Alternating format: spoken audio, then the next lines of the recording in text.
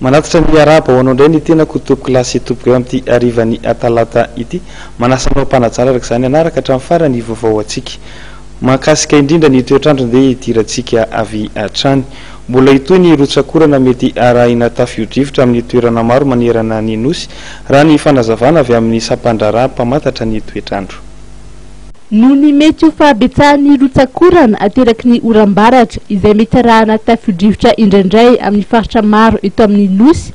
dia mampafantatra ny avy eo anivon'ny sampandrara-mpamantatra ny toetrandro fa misy ireo distrika tokony ampiatra ny filazana ny loko maitso Ambanja, Nosy-be, Ambilobe, Antsiranana, Bealalana, Antsoy, Analalava, Soanieranivongo, Anosy-be-Anala, Andilamena, Vavatenina, Moramanga, Ambatondrazaka, Amparafaravola, Antanambao-Manapotsy, Marolambo, Mahanoro, Vatomandry,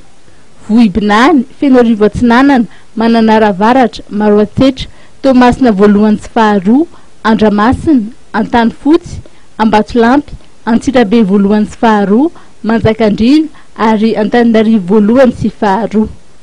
Ny sampandrara-mpamantatra ny toetrandro dia miantso ny mponina amin'ny toerana mora tondraka amin'ireo faritra ireo mba hitandrina amin'ny mety ho fiakaran'ny renirano sy ny fiotsahan'ny tany.